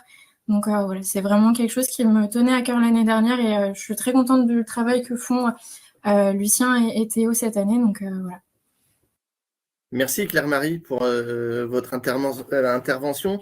Peut-être Marie, vous voulez rajouter un mot et ensuite on passe aux questions du public. Oui, comme le disait Claire-Marie, j'ai été tutorée l'année dernière et je suis tutrice cette année. Je suis totalement d'accord avec tout ce qu'elle a dit. C'est vraiment une ressource énorme d'avoir cette réassurance et puis ces révisions tous ensemble. On se sent beaucoup moins seul. Et on a une collaboration, on le répète encore, des formateurs qui donnent des sujets corrigés, qui aident les responsables du tutorat à fournir des choses de qualité. Donc ça, c'est vraiment un atout du tutorat et de la formation à Guillaume Régnier. Merci Marie pour votre intervention. Alors, on va passer aux questions qu'on a vues apparaître. Juste couper pour Estelle, si vous couper le son. Merci Estelle. Les questions, on peut peut-être commencer du côté de l'IFAS. Il y avait une question sur les reconversions, le taux de réussite sur les reconversions ou même le taux de réussite à la fin des 11 mois de formation aide-soignante. Peut-être que Martine ou Claire, qui sont présentes, pourraient nous donner des infos par rapport à cette formation. Et puis, ça va permettre à Martine de se présenter. Bonjour, donc effectivement, je m'appelle Martine Reverdy, je suis cadre formateur à l'IFAS depuis un bon moment maintenant. Pour répondre à ta question, à la question qui est posée par les élèves, effectivement, il y a des gens qui sont en reconversion professionnelle, qui intègrent la formation en situation de reconversion professionnelle, d'autres qui intègrent la formation directement après un bac. Il n'y a pas de réelle différence sur la réussite, j'ai envie de dire, parce que les gens qui sont en reconversion professionnelle, en général, se mettent les moyens de beaucoup travailler. Alors, il y a vraiment cette envie, en général, c'est un projet qui est mûrement réfléchi et il y a vraiment cette envie de beaucoup travailler et de réussir. Nous, on a un accompagnement, effectivement, où on tient compte du parcours antérieur de l'élève en formation, c'est-à-dire qu'on va aussi s'adapter à savoir si l'élève a fait un bac pro en amont ou si c'est effectivement une reconversion professionnelle. Donc, on va accompagner de façon singulière chaque élève pour l'amener à la réussite et l'amener à obtenir son diplôme. Voilà, je ne sais pas si je réponds entièrement à la question. Vincent Si, tu nous as bien quand même exprimé le fait que reconversion ou pas, de toute façon, les élèves bénéficient du même accompagnement et que la qualité de cet accompagnement fait qu'il y a quand même, je crois, selon les chiffres, il était marqué 88% de réussite à la présentation du diplôme. Alors, ce qui est intéressant aussi dans les formations aides-soignantes, qui est peut-être un petit peu moins vrai dans la formation infirmière, c'est que dans les groupes formation aides-soignants, on a différentes générations en fait. Il y a des gens qui sont très jeunes, qui sortent du bac, et puis on a des gens plus matures avec une expérience professionnelle plus assise, j'ai envie de dire, qu'elle soit dans le soin ou pas. Et en fait, c'est cette hétérogénéité, effectivement, merci les collègues, qui fait que la formation est aidante pour tous, en fait. Les gens qui sont plus expérimentés ou qui sont en reconversion professionnelle apportent une aide, et puis les jeunes qui sortent aussi du bac apportent autre chose. Et en fait, c'est un groupe qui arrive à se trouver en général et qui avance bien vers la réussite. Ok, merci pour ta réponse, Martine. Ne bouge pas. Il y avait une autre question de Emeline qui disait, étant élève en bac pro à SSP, je souhaiterais savoir combien nous avons de blocs à valider et combien de temps dure la formation AS. Question technique et que tu peux répondre. Alors, c'est vrai que les gens qui sont en bac à SSP ont une formation très très courte, finalement, puisqu'il y a peu de modules à valider et puis peu de stages. Alors, de mémoire, c'est 2 modules et 2 stages. En sachant que les stages, Claire, tu vas m'aider là-dessus. Les stages, il y a un stage de 5 semaines pour les bacs à SSP et un stage 2 stages de 5 semaines d'ailleurs. Donc, ce sont des stages relativement courts. Oui, il y aura donc il y a 2 types de stages à faire, notamment en soins de suite et réadaptation, qu'on appelle SSR, et en soins de courte durée. Ce sont deux familles de stages qui sont obligatoires pour aussi être présentés à diplomation. Voilà. Et en termes de modules, effectivement, ils ont très peu de modules à faire, donc très peu de temps. C'est des modules qui représentent 182 heures quand même et l'autre à peu près 77 heures. Mais globalement, c'est peu de temps sur l'ensemble de la formation. La particularité, c'est que pour ces bacs pro, sur le référentiel 2005, donc sur l'ancien référentiel, les gens qui étaient titulaires d'un bac pro avaient la possibilité de choisir et de venir faire la formation complète. Or, sur ce référentiel 2021, ils n'ont plus le choix. Alors peut-être ça va changer. Ils n'ont plus le choix, mais ils ont le choix on leur laisse pas le choix. En fait, ils ne doivent faire que les modules et les temps de stage qui est prévu par ce nouveau référentiel. Et donc ils sont un petit peu perdants, j'ai envie de dire. Et puis c'est un peu leur regret de ne pas pouvoir profiter de l'ensemble de la formation. C'est-à-dire qu'ils n'ont pas le choix que de faire que ce qu'on leur propose dans le référentiel. Ok, merci Martine, merci Claire. Claire va rajouter. Non, je voulais dire qu'en sachant que Madame Charret, la directrice donc, de l'IFPS, donne la possibilité à ces élèves qui ont ce parcours-là de pouvoir être 15 jours, quand il y a la rentrée en septembre, de pouvoir être 15 jours à participer au niveau des cours, en fait. Donc, c'est une chance. Ouais. L'idée, c'est de effectivement faire groupe, prendre mesure de cette promotion-là, et puis de s'intégrer aussi dans ce grand groupe promotion, puisqu'on a à peu près avec les gens qui sont parfois en situation de redoublement, une 50aine d'élèves sur la formation initiale, en tout cas. Donc, c'est important pour ce public-là, qui va être là que très ponctuellement sur l'ensemble de la formation, de passer 15 jours avec la promotion et puis d'apprendre à connaître la philosophie aussi de la formation et puis apprendre à connaître ses collègues de promotion. Voilà, c'est l'idée de faire groupe est très importante. Ouais, c'est une vraie chance. Okay. En tout cas, ouais. Okay. Merci à toutes les deux. Alors, Eva, nous allons répondre à votre question. Vous l'avez déjà vu poser dans le fil, je ne vous oublie pas. Par contre, je vais poser la question à Madame Charret. Il y a une question qui est sur la différence entre le PFPS et l'IFPS. Donc, le PFPS qui serait le pôle de formation de profession en santé qui se trouve sur le CHU, donc l'hôpital universitaire général de Rennes, et l'IFPS qui est l'Institut de formation en profession en santé, qui lui est rattaché à l'hôpital Guillaume-Régnier. Marie-Christine. Alors la différence, il n'y en a pas tant que ça, mais on en a quand même quelques-unes. Ce qui est certain, c'est que le programme est identique, il n'y a pas de différence de programme. Historiquement, l'Institut de Guillaume-Régnier était un institut de formation des infirmiers psychiatriques, mais ça, c'était dans un autre siècle, puisque ce n'est plus le cas depuis 1992. Et donc, le programme est tout à fait identique.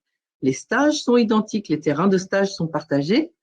Et on a un vrai travail collaboratif avec eux, avec nos collègues du PFPS, autour de la planification des stages, d'un groupe régional numérique qui construit des ressources pédagogiques et qui les met à disposition.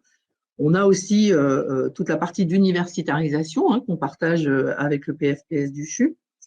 La différence peut-être autour de l'IFAS qui fait 2 rentrées et qui fait 2 rentrées parce que là, c'est une différence assez importante, c'est que la taille des promotions n'est vraiment pas la même. On divise quasiment par 2 ou on multiplie par 2 selon dans quel sens on se place la taille des promotions entre le PFPS du CHU et l'IFPS de Guillaume-Régnier. La particularité quand même dont on a parlé, c'est l'attachement singulier qu'on a nous à l'accompagnement des étudiants, ce qui ne veut pas dire qu'ils ne le font pas au CHU, mais le nombre d'étudiants rend cela peut-être un peu plus complexe. Et puis, ce qui est d'une autre question qui est tombée juste avant, là, autour de l'accompagnement des étudiants ayant des troubles 10, qui est une des particularités de notre institut. Toute l'équipe a été formée à cet accompagnement et on met à disposition de chaque étudiant ayant des troubles 10 des accompagnements qui lui sont particuliers, qui lui sont spécifiques, et on a autant d'accompagnements différents que d'étudiants 10. C'est pour ça que quand Nundieu demande « pourrait-on expliquer les moyens mis en place pour les élèves 10 ?» Eh bien, il y a plein de choses différentes. Il y a des accompagnements techniques avec des ordinateurs, des claviers particuliers, des souris scan, Mais il y a aussi des temps spécifiques avec des formateurs, des espaces de tranquillité, des modalités d'aménagement pendant les évaluations. Voilà, il y a plein de possibilités. Et toute l'équipe a été formée à cet accompagnement et on continue à se former. On a un référent handicap dans l'Institut, qui est un des gestionnaires administratifs, et une équipe projet qui suit et qui met en place aussi des stages particuliers. On a des partenariats avec des terrains de stage pour l'accompagnement des étudiants 10. Donc voilà, moi je dirais la différence avec le PS du CHU, pour moi, c'est la question de la taille qui permet plus ou moins un certain nombre de choses. Ils ont peut-être l'avantage d'avoir un institut multi- et interprofessionnel avec des formations IBOD, des formations manip radio, beaucoup de formations différentes qui permettent peut-être des échanges que nous, on n'a pas ici. Mais nous, on crée des échanges avec d'autres instituts, l'Institut Fougères, les instituts des autres du territoire. Donc voilà, il n'y a pas réellement de grande différence entre les deux. Okay. Et puis, ils avaient quand même un avantage sur nous. Ils avaient le métro juste à côté. Et alors, du coup, on a le métro, nous aussi, depuis pas longtemps. Ouais. Alors, Voilà. on n'est pas d'accord sur la distance avec certains étudiants qui ont dit il est à un quart d'heure. Moi, j'ai dit à Non, 5 minutes. Non, 12 minutes. 12 minutes. Je l'ai fait hier. Ouais, je l'ai fait hier, 12 minutes. Voilà, comme ça, on coupe la poire en deux. Une autre question, et pour répondre à Eva, au niveau du financement de la formation, est-ce que tu pourrais nous préciser un peu les modalités de financement de la formation? Oui, alors je vais prendre peut-être les deux questions, celle d'Eva et puis celle de Marie-Nogue sur la problématique de la pré-rentrée. Je vais faire les deux. Donc, les possibilités de financement de la formation infirmière. Vous avez, alors si vous êtes titulaire à la ville de Rennes, vous êtes sur un cas particulier, mais effectivement, il y a des financements employeurs. Si le financement employeur ne couvre qu'une année, eh bien, il va vous falloir trouver le financement pour les années suivantes. Il faut savoir que la formation, quand on n'est pas financé par un employeur, la formation, elle est gratuite, entre guillemets, puisqu'elle est prise en charge par le conseil régional. Et que ce qui reste à charge, c'est les 170 € d'inscription universitaire et les 20 € de frais de gestion autour des photocopies et puis des frais de documentation. Mais on est vraiment sur une formation, aide-soignant, c'est pareil, c'est des formations qui sont financées par le conseil régional. Donc, elles ne sont pas payantes. Pour autant, ce n'est pas ça qui vous permet de vivre. Et si vous n'avez plus de salaire, il va falloir que vous alliez chercher, vous, des financements particuliers auprès de Pôle emploi, auprès de Transition Pro. J'ai vu tout à l'heure aussi, il y avait une question au niveau Transition Pro, je ne sais plus où elle est, cette question. Je ne sais plus non plus. Qui posait cette question sur Transition Pro. Concernant l'IFAS, oui, on a des élèves en reconversion professionnelle, bien sûr, et on a en général tous les ans allez, on va dire 10% de dossiers transition pro à peu près, que ce soit infirmier ou aide-soignante. Donc le financement, il y a Pôle emploi, il y a des bourses, et puis il y a les financements employeurs. Alors, pour la pré-rentrée, donc 23-24 août, évidemment que si vous êtes à l'étranger et que vous êtes de retour le 25, eh bien, vous nous apporterez tous vos documents administratifs le 25 et ça ne changera rien à votre rentrée le 4 septembre. Alors, tu parlais du taux de bac pour accéder à l'IFSI. Il y avait une question par rapport à ça. Est-ce qu'il faut forcément avoir un bac S ou avoir une spécialité scientifique pour pouvoir intégrer l'IFSI? Et ça conditionne la deuxième question, mais auquel tu pourras répondre ou les étudiants pourront répondre. Est-ce qu'il est nécessaire d'avoir une expérience médicale après le bac pour pouvoir intégrer un IFSI? Alors, sur la spécialité, c'est vrai que ce n'est pas forcément pour intégrer l'IFSI que c'est nécessaire, mais par contre, c'est pour suivre ensuite. C'est-à-dire que le métier infirmier, tu l'as dit tout à l'heure d'ailleurs, et Guillaume l'a dit aussi, devient un métier de plus en plus pointu, qui nécessite des connaissances de plus en plus précises et c'est vrai aussi pour l'IFAS, qui est devenu une formation niveau 4, hein, et qui exige ce que probablement on exigeait pour les infirmiers il y a une vingtaine d'années. C'est-à-dire que tout ça, c'est en train de bouger. Et donc, n'avoir aucune connaissance scientifique à l'entrée en formation, on voit bien que ça pose des difficultés, hein, et que c'est plus complexe pour suivre. Probablement qu'un bac littéraire avec d'excellentes notes passera la barrière Parcoursup. Il faut savoir, je ne sais plus qui posait la question des critères Parcoursup tout à l'heure. Oui. Un des premiers critères, c'est très clairement les bulletins et les notes. Mais c'est vrai pour toutes les formations.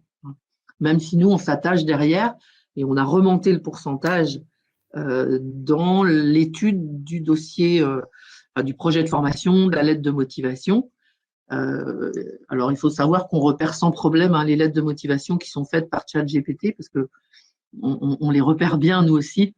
Elles sont toutes pareilles. Donc, bon, essayez d'être le plus sincère possible, ça marchera beaucoup mieux. Donc, ça, c'est les critères. Le critère de note est quand même important dans Parcoursup. Et ça rejoint la question de Pierre Aurin, la proportion de bac pro et de bac techno et de bac général en IFSI. On est, allez, on va dire, on est à 60%, 65% de bac général et entre 35 et 40% de bac pro, bac techno.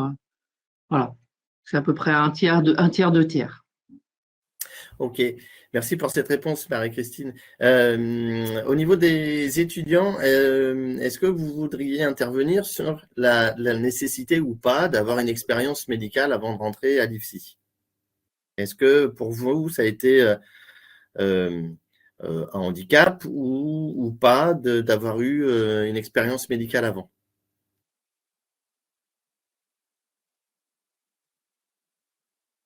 Donc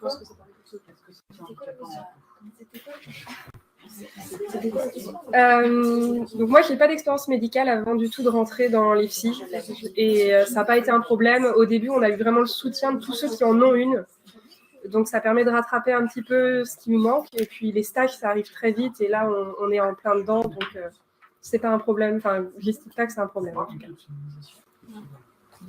Ok, merci Marie pour cette réponse claire et concise. Une autre question. Alors, je recherche la question parce que celle-là, elle va être plutôt pour toi, Guillaume. C'est Timothée qui pose cette question. Bonjour, je suis en LAS 2 mathématiques et je souhaitais rejoindre l'IFSI pour la nouvelle formation sciences pour la santé. Cette formation est-elle considérée comme une LAS? Les places sont-elles plus restreintes par rapport à la licence classique d'infirmier? Alors, Timothée, oui, c'est bien une licence accès santé qui est proposée depuis 2022 dans tous les IFSI du 22, 35 et 56. Alors vous êtes en LAS deuxième année, donc de toute façon, si vous souhaitez intégrer notre institut, vous prendrez donc la formation au départ. Il n'y a pas de passerelle, en tout cas, avec les autres LAS sur la deuxième année. Et votre question par rapport à alors vous dites si c'est la licence est plus restrictive. Donc j'entends c'était quoi par rapport à avant, j'imagine, avant on était sur un grade licence, on est passé sur une licence. Pas dire que ce soit plus restrictif en tout cas. Je remets la question je remets dans le fil la question. Merci,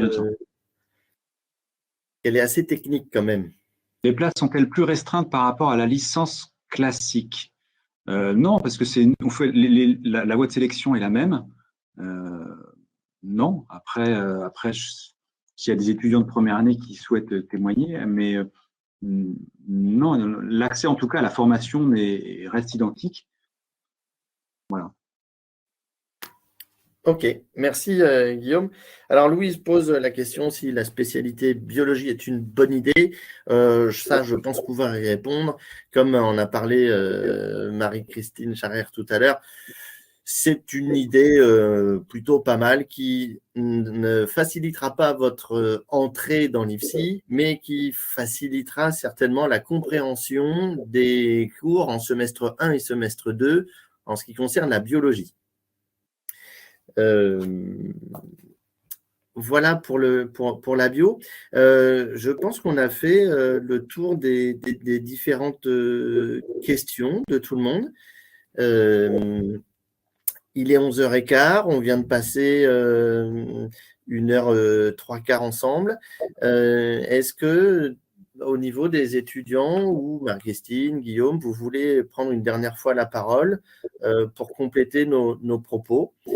Et sinon, Marie-Christine, je te laisse le mot de la fin pour conclure ce webinaire. Ah si, il y avait une question sur combien d'élèves il y a dans les classes en IFAS. Combien d'élèves il y a dans les classes en IFAS? En IFAS, on a sur une promotion de 44, avec très souvent des cours en petits groupes de 20. On essaye beaucoup de faire des cours en petits groupes, voilà, parce que c'est plus agréable. Alors Claire, il y avait Maëlle qui demandait si un stage humanitaire est possible. Non, le stage humanitaire n'est pas possible en tant que stage. Par contre, vous avez tout à fait la possibilité de faire en humanitaire pendant vos congés. Mais l'Institut ne suit pas les stages humanitaires en tant que tels, parce qu'ils ne sont pas qualifiés pour la diplomation. Voilà. Et puis, il y avait combien de bac pro à SSP retenez-vous par promo? Ça dépend vraiment des résultats de Parcoursup. Je disais tout à l'heure, hein, on a 30% de bac pro, bac techno. Et il n'y a pas… je pense qu'on n'est pas en capacité de dire s'ils valident leur diplôme infirmier, puisque de toute façon, 98% de nos étudiants valident leur diplôme infirmier. Donc, tous y réussissent. Voilà. Quant aux lettres de recommandation, tout ce qui peut témoigner de vos compétences, de votre motivation, de votre envie, c'est intéressant à mettre dans le dossier Parcoursup ou dans le dossier FPC d'ailleurs. À condition qu'elle soit anonymisée. À condition qu'elle soit anonymisée, bien sûr. Ça, c'est pour répondre à Maëva. Ok, voilà. Merci pour toutes ces réactions. Pour conclure, simplement vous dire que vous retrouvez toutes les informations sur notre site internet, que ce webinaire a été enregistré et sera mis à disposition là aussi sur notre site internet. S'il nous reste des questions, on répondra dans le chat de manière à ce que vous puissiez les voir après. Et puis n'hésitez pas à venir nous voir, à nous poser des questions, à vous déplacer. Je sais qu'il y a eu beaucoup de déçus parce que les créneaux de visite cet après-midi sont remplis très très vite. Et bon, voilà. Mais le reste du temps, on peut aussi vous recevoir et vous expliquer comment tout cela se passe. Voilà. Merci à tous en tous les cas d'avoir suivi ce webinaire. On vous accueille avec plaisir à l'Institut. Merci à tous, bonne journée à tout le monde et puis peut-être rendez-vous à cet après-midi et sinon l'année prochaine au mois de septembre 2023. Bonne journée. Bonne journée à tous, au revoir.